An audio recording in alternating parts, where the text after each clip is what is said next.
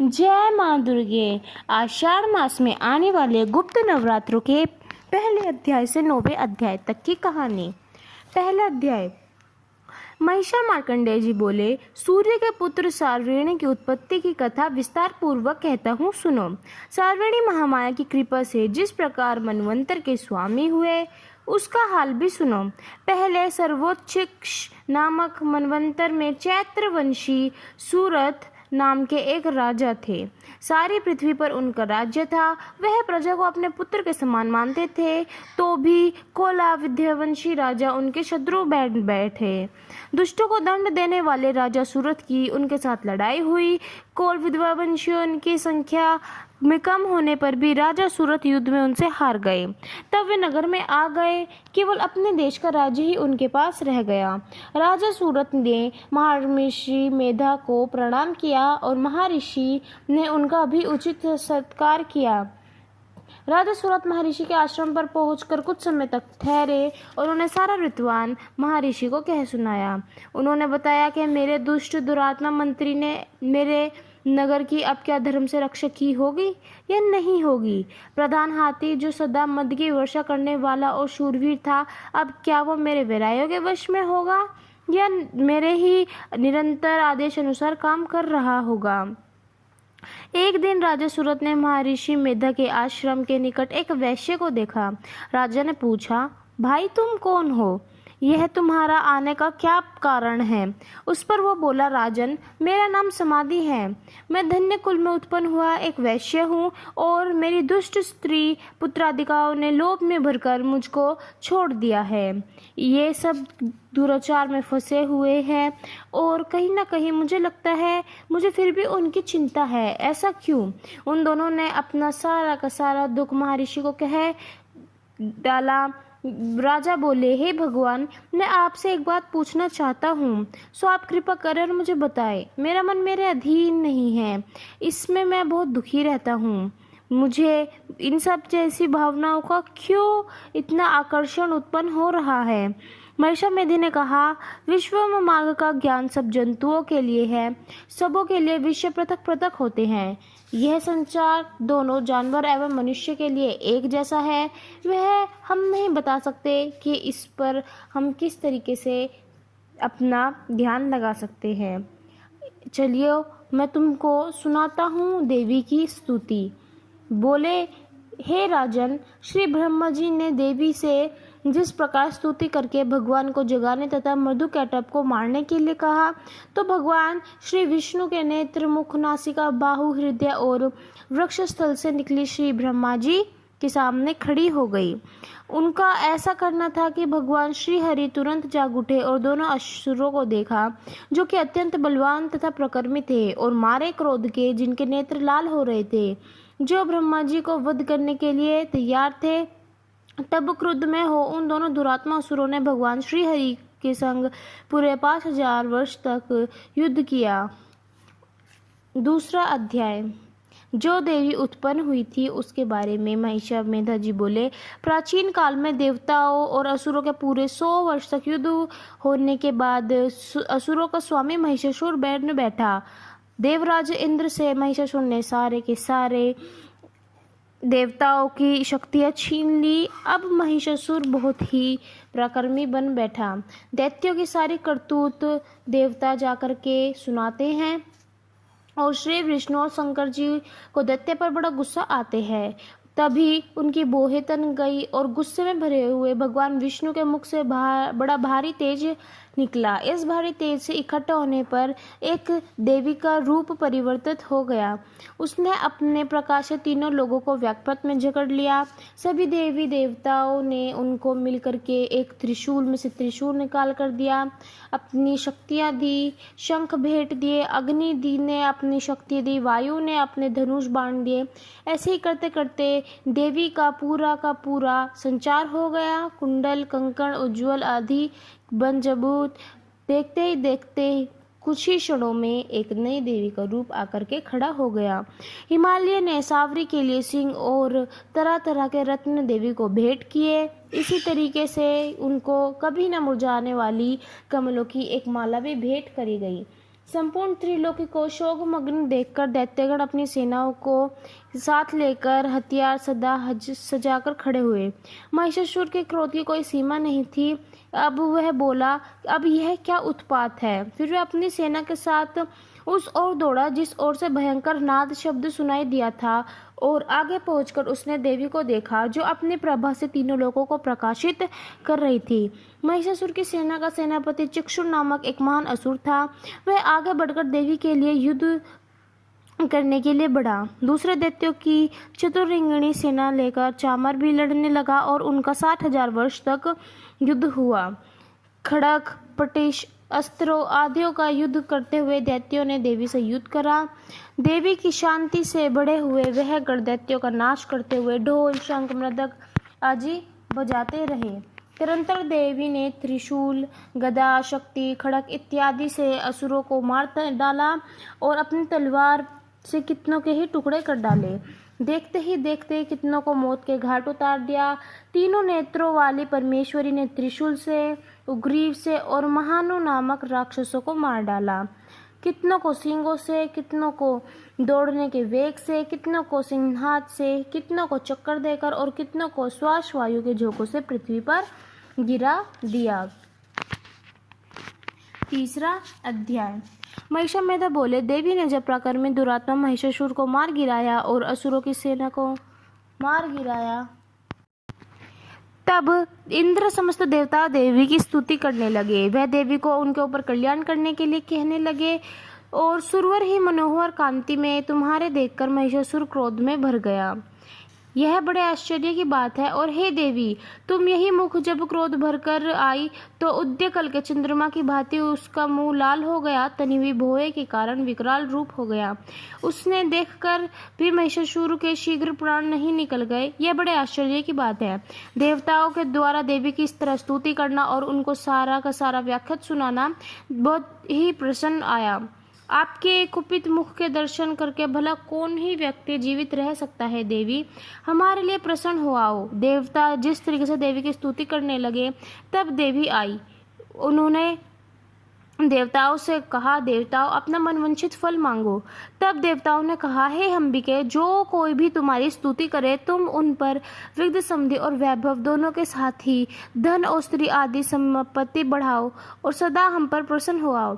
महिषामेधा बोले, हे राजन, देवताओं ने जब जगत के लिए और अपने लिए इस प्रकार का प्रश्न किया तो देवी ने बस तथास्तु कहकर अपने आप को देखते ही देखते सारे संसार में समा लिया। इस प्रकार देवी के शरीर से उत्पन्न हुई थी महागौरी, और वह सारा वृत्तवान मैं आपको यथार्थ वर्णन करता हूँ। 5वां अध्याय, क्योंकि तीसरा और चौथा अध्याय मैं आपको एक साथ सुना चुकी हूँ समय की कमी के अनुसार। महिषामेधा ने कहा, पूर्व काल में शुभ निशुभ नामक असुरों ने अपने बड़े बल के मध्य से इंद्र का त्रिलोकी राज्य और यज्ञों के भाग छीन लिए, और वह दोनों इसी प्रकार सूर्य, चंद्रमा, धर्मराज और वरुण के अधिकार भी छीन स्वयं उनका उपयोग करने लगा। वृद्धि और सिद्ध रूपी देवी की बार बार स्तुति करे जाने पर देवी ने कहा कि मैं तुम्हारी संपूर्ण भाई साहब, अब नहीं बोला जा रहा मुझ पे। तो चलिए, तीसरा और चौथा अध्याय मैं आपको एक साथ सुना चुकी हूँ। आरंभ करते हैं 5वां अध्याय। महिषामेधा ने कहा, पूर्व काल में शुभ निशुभ नामक असुरों ने अपने बल के मध्य से इंद्र का त्रिलोकी राज्य छीन लिया। इस प्रकार देवताओं ने देवी की स्तुति करी, और देवी ने कहा कि मैंने जैसे तुमको वर दिया था कि मैं तुम्हारी संपूर्ण विपत्तियों को नष्ट करके रक्षा करूंगी, तो मैं तुम्हारी रक्षा अवश्य करूंगी। देवताओं की बार बार स्तुति करने पर देवी प्रसन्न हो जाती है और देवताओं को दिया हुआ वर को पूरा करने के लिए शुभ निशुभ से वध करती है। अब यहाँ पर एक कौशिकी नामक संपूर्ण लोक को व्याख्यात करने वाली पार्वती के शरीर से अंबिका निकली थी। इसीलिए क्योंकि वह हिमालय पे निकली थी, उनको कौशिकी के नाम से जानते हैं। अब कौशिकी के प्रकट होने के पश्चात पार्वती के शरीर का रंग लाल हो गया था। फिर वह हिमालय पर रहने वाली कालका देवी के नामक से प्रसिद्ध हुई। फिर शुभ और निशुभ के देव चंडमुंड वहां आए और उन्होंने परम मनोहर रूप वाली अंबिका को देखा। फिर वे शुंभ के पास जाकर बोले, महाराज, एक अत्यंत सुंदर स्त्री हिमालय को प्रकाशित कर रही है। वैसा रंग रूप आज तक हमने किसी स्त्री में नहीं देखा। अतः आप जाओ और उस स्त्री को अपने पास ले आओ। यह सारी बातें सुनकर देवताओं को बड़ा गुस्सा आया, परंतु महिषामेधा बोले, चंडमुंड का वचन सुनकर शुंभ ने विचारा कि सुग्रीव को अपना दूत बनाकर देवी के पास भेजा जाए। सुग्रीव द्वारा देवी को दिया गया निमंत्रण देवी ठुकरा देती है, जिसको वह आकर के अपने महाराज को सुनाता है। अब निशुंभ के सामने युद्ध में जो मनुष्य ना ठहर सके, देवता ना ठहर सके, उसके सामने भला एक स्त्री कैसे ठहरेगी? जिन शुभ आदि असुरों के समान इंद्र आदि देवता ना ठहर सके, यह अकेली देवी कैसे ठहर सकेगी? अतः निशुंभ के दूत कहते हैं कि तुम उनके पास चली आओ, नहीं तो जब वे तुम्हारे केश पकड़कर घसीट कर ले जाएंगे तो तुम्हारा गौरव नष्ट हो जाएगा। देवी इनकार करती है, यह कहकर कि वह प्रतिज्ञा ले चुकी है, और 5वां अध्याय की समाप्ति यहीं होती है। 6वां अध्याय। महिषामेधा ने कहा, देवी की बात सुनकर दूत क्रोध में भरा हुआ वहां से असुरेंद्र के पास पहुंचा और उन्होंने सारा वृत्तांत कह सुनाया। दूत की बात सुनकर वे उन्होंने धूम्रलोचन को आदेश दिया कि वह अपनी सेना लेकर के जाए और देवी से प्रसन्न करे। तो देवी कहती है, यदि तू प्रसन्नता पूर्वक देवता से कह, दूत भाई साहब मेरे से ना बोलो जा रहा हो, 5वां अध्याय वहीं से काट दियो। 6वां अध्याय। यदि तू प्रसन्न पूर्वक मेरे साथ ना चलेगी तो मैं तेरे केश पकड़कर घसीट कर तुझे यहाँ से ले चलूंगा। देवी बोली, असुरेंद्र का भेजा हुआ तेरे जैसा बलवान यदि बलपूर्वक मुझे ले जावेगा तो ऐसी दशा में तुम्हारा क्या कर सकती हूँ। महिषामेधा ने कहा, ऐसे कहने पर धूम्रलोचन उसकी ओर लपका, किंतु देवी ने उसे अपनी हुंकार से ही भस्म कर डाला।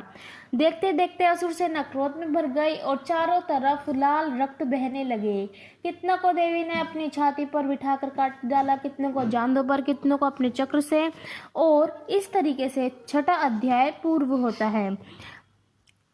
7वां अध्याय। महिषामेधा ने कहा, दैत्य की आज्ञा पाकर चंड और मुंड चतुरंगिनी सेना को लेकर हथियार उठाए एक देवी से लड़ने के लिए चल दिए। हिमालय पर्वत पर पहुंचकर उन्होंने मुस्कुराते देवी को सिंह पर बैठे हुए देखा। तब असुर उनको पकड़ने के लिए तलवार लेकर उनकी ओर बढ़े। तब अंबिका ने उन पर बड़ा क्रोध आया और उनको मारे क्रोध के मुख काला पड़ गया। अब उसका मांस सूखा हुआ था और केवल शरीर में हड्डियों का ढांचा था जो भयंकर नाद से चारों ओर पूर्व कर रही थी। वह असुर सेना पर टूट पड़ी। यह व्रतवान माता चामुंडा का सुनकर सब देख कर के भयानक रूप से जैसे वह रक्तों का पान कर रही थी, किसी के केश पकड़कर, किसी की गर्दन पकड़कर, सब हो चुके। फिर उसने तलवार से हाथ में लेकर हूँ शब्द कहकर चंड के ऊपर आक्रमण किया और केश पकड़कर उसका सिर काटकर अलग कर दिया। चंड को मरा हुआ देखकर मुंड देवी की ओर लपका, परंतु देवी ने क्रोध में भरकर उसे भी अपनी तलवार से यमलोक पहुंचा दिया। चंड और मुंड को मरा हुआ देखकर उसकी बाकी बची हुई सेना वहां से भाग गई। इसके पश्चात काली चंड और मुंड के कटे हुए सिरों को लेकर चंडिका के पास गई और प्रचंड अट्टहास करके कहने लगी, हे देवी, चंड और मुंड दो महादैत्यों को मारकर तुम्हारी भेंट कर दी गया है। शुंभ और निशुंभ का तुम स्वयं वध करना है। महिषामेधा ने कहा, वहां कहाँ? लाए हुए चंड और मुंड के सिरों को देखकर कल्याणमयी चंडी ने काली से मधुर वाणी में कहा, हे देवी, क्योंकि चंड और मुंड को तुम मेरे पास लेकर आई हो, अतः संसार तुम्हें चामुंडा के नामक से जानेगा। 8वां अध्याय। महिषामेधा ने कहा, चंड और मुंड नामक असुरों के मारे जाने और बहुत सी सेना के नष्ट हो जाने पर असुरों के राजा प्रतापी शुंभ ने युक्त होकर संपूर्ण सेना को युद्ध करने की आज्ञा दी।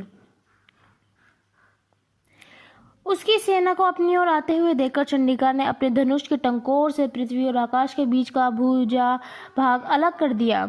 इसके पश्चात, हे राजन, उस समय दैत्यों का नाश करने के लिए और देवताओं के हित के लिए ब्रह्मा, शिव, कार्तिकेय, विष्णु तथा इंद्र आदि देवों की शक्तियों को जो अत्यंत पराक्रम और बल में संपन्न थी, उनके शरीर से निकलकर उसी रूप में चंडिका देवी के पास आई।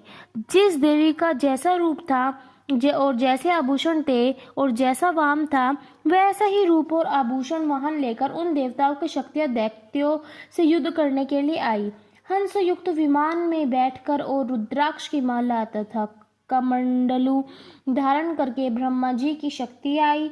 इसी तरह देखते देखते देवताओं की सारी शक्तियां आकाश के भाग को पृथ्वी से अलग करते हुए राक्षसों पर चढ़ भिड़ी। इसके पश्चात देवी के शरीर से अत्यंत उग्र रूप वाली सैकड़ों गिद्धड़ियों के समान आवाज करने वाली चंडिका शक्ति प्रकट हुई। उस अपराजिता देवी ने धूमिल जटा वाले भयंकर श्री शंकर जी से कहा, हे प्रभु, आप मेरे से दूत बनकर शुंभ निशुंभ के पास जाइए और अत्यंत गर्वीले दैत्यों को कहिए तथा अतिरिक्त और जो भी दैत्य वहां के युद्ध के लिए उपस्थित हो उनसे कहिए, जो तुम्हें अपने जीवित रहने की इच्छा हो तो त्रिलोकी का राज्य इंद्र को दे दो। देवताओं को उनका यज्ञ भाग मिलना आरंभ हो जाए और तुम पाताल को लौट जाओ। यदि तुम मेरी बात ना माने तो जो बाद में होगा उसके उत्तरदायित्व तुम होंगे। रक्त बीज नामक के कसुर देवी के साथ युद्ध करने के लिए लपका।